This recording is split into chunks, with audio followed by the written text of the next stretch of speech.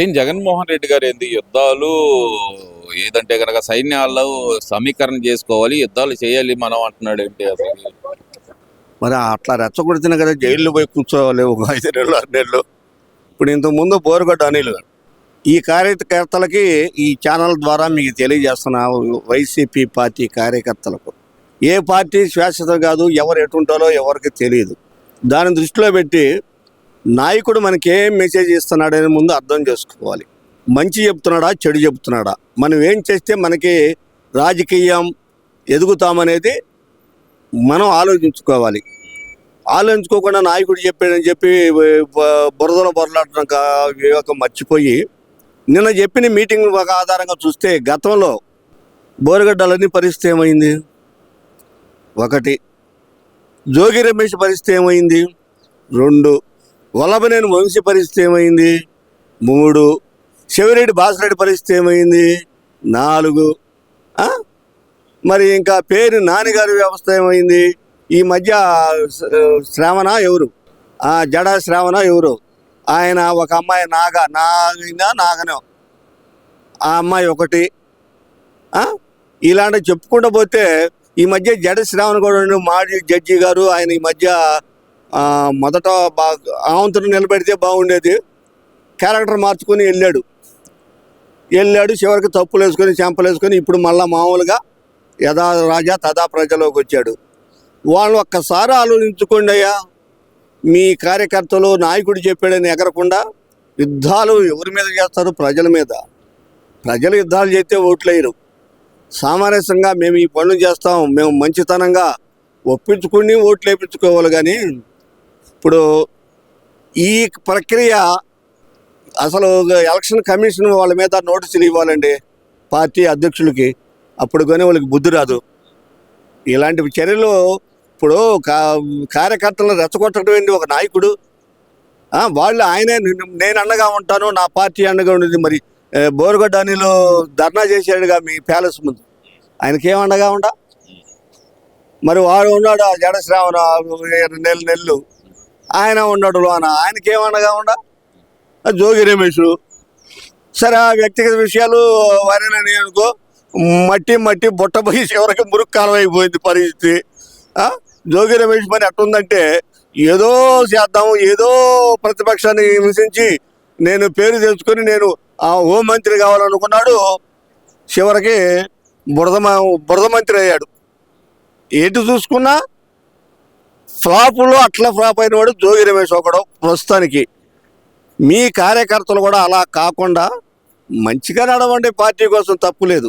నాయకుడు ఏదో చెప్పిన ఎగిరారనుకో, మీ నాయకుడు మాట్లాడి నేను చెప్తున్నా, వెలుగొండ ప్రాజెక్టు వాళ్ళ నాన్న శంకుస్థాపన చేస్తే నేను ప్రారంభోత్సవం చేస్తున్నానని చెప్పేసి సాక్షి పేపర్లో ఈయన అధికారంలో ప్రారంభోత్సవం చేసి కొబ్బరికాయలు కొట్టి ప్రారంభోత్సవం చేశారు, అంకితం చేశాడు. మరి ఆ జోడు ఇవ్వండి టెన్నల్స్ అవి పూర్తి చేశాడా? పూర్తి చేయాల. సరే నీళ్ళు ఇచ్చాడా? నీళ్ళు ఇవ్వాల. ఇప్పటికీ ఒకటే పూర్తయింది టెన్నర్స్, ఇంకోటి సగం పూర్తయింది, 2వది కావాలి. కూటమి ప్రభుత్వం దాన్ని ఇప్పుడు అక్కడన్న పొలాలు పోగొట్టిన రైతులకు డబ్బులు లేదని ఆగారం చేశాడు. నిన్నగాక మొన్న 4 పేపర్లు వాళ్ళకి మొన్న 2000 కోట్లు ఇచ్చాడు. వాళ్ళు దండం పెట్టి మార్కాపురం జిల్లా వాళ్ళు కానీ వాళ్ళందరూ దండం పెట్టి కూటమికి మేమంటే చచ్చేంత వరకు మా జిల్లా కానీ ఈ ప్రాంతం వెలుగొండ ప్రాంతం రైతులు కానీ ఎవరైతేనే మేము కూటమికి దక్క 2వ వాడికి ఓటేమని చెప్పి బళ్ళ గుద్ది పబ్లిక్గా చెప్పారు. మరి ఆయా సాక్షి పేపర్లో జాతికి నువ్వు అంకితం చేయటం ఏంది? అసలు పూర్తయింది నువ్వు అంకితం నీ ఆయామలు పూర్తి చేసావు జగన్మోహన్ రెడ్డి గారు. కార్యకర్తలు ఇది తెలుసుకోండి. అట్టానే కుప్పం కాలంలో నీళ్ళు ఇచ్చారు. ఎవరు అంబడి రాంబాబు గారు చెక్కుటాం ఓడిపెట్టి 4 వాటర్ ట్యాంకర్లు తీసుకెళ్ళి నీళ్ళు వదిలి, తెల్లారిపోతే నీళ్ళు లేవు, 3వ రోజు పోతే నీళ్ళు లేవు కాలంలో. అది ఈయన జాతికి అంకితం చేశాడు. ఇలా ఉంటాయి మీ నాయకుడు వైఎస్ఆర్ పార్టీ పనులు. కార్యకర్తలు ఇది గమనించాలి. ఊరక ఎవరో ఏదో చేస్తారు, ఇది నేను చేసినట్టుగా బెళ్ళపించుకుందాం, ప్రజల్లోకి వెళ్దాం అనుకుంటే ఒక అబద్ధాన్ని నిజం చేయాలంటే 1000 అబద్ధాలు ఆడినా అది నిజం కాదు. నిజం ఎప్పుడు నిజంగానే ఉండిద్ది. దానికి ధైర్యం ఎక్కువ. అబద్ధానికి మాటలు ఎక్కువ, నిజానికి ధైర్యం ఎక్కువ, ఆచరణ ఎక్కువ. ఆచరణ లేని మాటలు జగన్మోహన్ రెడ్డి గారి. ఈ డిఎస్ఎస్సి కూడా అంతే, ఏమి లేదు, వట్టి శుద్ధపప్పు. గ్రూప్ 1 అంటేనే ఐఏఎస్ ఐఎఫ్ఎస్ ఆఫీసర్లు అండి, అది మంచి ఇంటెలిజెంట్ పోస్టులు. ఒక కలెక్టర్ ఐఏఎస్ ఆఫీసర్గా గ్రూప్ 1లో పాస్ అయ్యేది ఐపీఎస్ పోలీసులేగా. అసలు వాళ్ళని నీ అస్మిదీల చేత పేపర్లు రాపించి వాళ్ళకు ఉద్యోగాలు ఇచ్చి ఆ సిట్టు బయటపడుతుంటే దాన్ని నువ్వు ఎట్లా చేసుకోవాలా, ఇది నిజమా కాదని నువ్వు ఆగు. అది నిజమా కాదో అర్థమైనప్పుడు అప్పుడు నువ్వు టీచర్ పోస్టుల మీద నువ్వు అసెంబ్లీకి వచ్చి పోరాడు, లేదు కోర్టుకెళ్ళు. ఇవన్నీ ఒక ఎత్తు అయితే కనుక ఫీల్డింగ్ లేకుండా బౌలర్ లేకుండా బ్యాటింగ్ ఆడుతున్నారు వాళ్ళు అక్కడ. అది ఎక్కడ న్యాయం? ఫీల్డింగ్ కి మమ్మల్ని పిలవాలి కదా అంటున్నారు కదా, మరి దానికి ఏం చెబుతారు? ఇప్పుడు ఫీల్డింగ్ వెళ్ళడానికి 23 ప్రతిపక్ష నాయకుడిగా చంద్రబాబు నాయుడు కెప్టెన్గా వెళ్ళాడు 23 అనిల్ కుమార్ యాదవ్ మాలేసుకొని ఉండి 2019 నుంచి 2020 దాకా పోలవరం పూర్తి చేస్తానే ఉన్నాడు. మధ్యలో అంబరాబాబు గారు వచ్చి ఇంతకుముందు మంత్రి పూర్తి చేయలేకపోతే నేనేం పూర్తి చేశాను, పోలవరం కాపలా డ్యామ్ అంటే నాకు అర్థం కాలేదు, నాకు తెలియదు అన్నాడు ఆయన. సరే వాళ్ళ సబ్జెక్ట్ అట్టు వదిలిపెట్టు. ఆయన ఏమన్నారంటే వీళ్ళు, నేను కనుక ఒక 7 లాక్కుంటే నీకు కెప్టెన్ హోదా కూడా ఉండదని చెప్పి హేళన చేసిన మనిషివి జగన్మోహన్ రెడ్డి గారు. మరి ఈయన ఆ కెప్టెన్ ఎందుకు?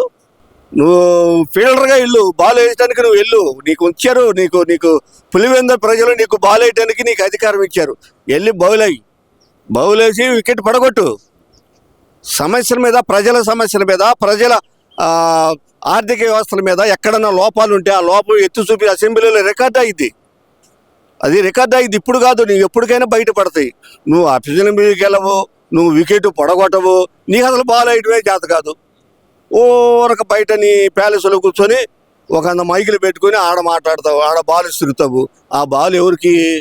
నీ కార్యకర్తలు సపట్ల కొడతానికి చిందులేడని తప్పితే ప్రజల సంక్షేమానికి, ప్రజల భవిష్యత్తుకు మాత్రం ఉపయోగపడదు. ఒట్టి కామెంటు. ఈయన సింగిల్ ఇప్పుడు కెప్టెన్ కానించి ఉంటారండి క్రికెటర్లు, అవునా? Captain, vice captain. ఇప్పుడు ఈయన వైస్ కెప్టెన్నే కొట్టలేడు, ఈయన కెప్టెన్ కొడతాడు క్రికెట్ బాల్. ఏంటంటే చివరికి పాకిస్తాన్ ఆడుకున్న దమ్ముదారిని కూడా ఈయనకి లేదండి. పాకిస్తాన్ తో పోలుస్తారు. అవును, వాళ్ళు ఎన్నిసార్లు ఓడిపోయి పాపం పోటీ చేస్తానే ఉంటారుగా, ఓడిపోతారు క్రికెట్లో. ఆ మహిళల జట్టు కూడా అంతే, మొన్న కూడా ఓడిపోయారుగా పాపం. అయినా నిరుత్సాహపడరు. యుద్ధం, పోరాటం. పార్టీ తరఫున నువ్వు పోరాటం చెయ్యి. ఓడిపోతావయ్యా, ఇవాళ ఓడిపోతావు, రేపు గెలుస్తావు. వాళ్ళ ఆశ అదే, నెక్స్ట్ గెలుస్తాం ధీమా. మరి అంతే. ఇప్పుడు పెద్దల సభలు ఏమన్నా నీ మంది ఏమన్నా కేకలేస్తారు, సమస్యను కేకలేసి దాన్ని చక్కగా మాట్లాడటం కూడా అవకాశం ఇయ్యారు. వ్యక్తిగత దూషణలకు మాత్రం వెళ్ళిపోతారు. వ్యక్తిగత దూషణలకైతే నువ్వు పెద్దల సభలో వెళ్ళిపోతావు, వాళ్ళని ఖండించవు. నీ సంస్కృతి అది. నీకు పాకిస్తాన్లో ఉన్న దమ్ము ధైర్యం కూడా లేని ఒక బౌలర్వి. నీ గురించి ఎక్కువగా మాట్లాడడం తప్పు. కార్యకర్తలారా, ఏదో మీ నాయకుడు రెచ్చగడుతున్నారని చెప్పి ప్రజల దగ్గరికి వెళ్ళి మీ ఇష్టం వచ్చినట్టు హింసా రాజకీయాలు చేస్తే, ఇంతకుముందు పోయిన వాళ్ళు ధర్నాలు చేస్తున్నారు ప్యాలెస్ దగ్గర. మీరు ధర్నాలు చేసినా ఆయన బయటికి రాడు. మీరు ఇక్కడ ధర్నా చేస్తే ఆయన బెంగళూరులో అనుకుంటాడు, లేదా లండన్ కూతురు దగ్గరికి వెళ్తాడు. మీ బొంద, మీ తల్లిదండ్రులు ఏడవడం తప్పితే మీకు ఒరిగేది ఏమీ లేదు. ఈ వీడియో నచ్చితే లైక్ చేయండి. అలాగే మా ఛానల్ ని ఫస్ట్ టైం కనుక చూస్తున్నట్టయితే ఇప్పుడే సబ్స్క్రైబ్ చేసుకుని పక్కనే ఉన్న గంట సింబల్ ని యాక్టివేట్ చేసుకోండి. అప్పుడే మేము పెట్టే ప్రతి వీడియో మీకు నోటిఫికేషన్ గా వస్తుంది. అలాగే ఈ వీడియో పూర్తిగా చూసినందుకు ధన్యవాదాలు.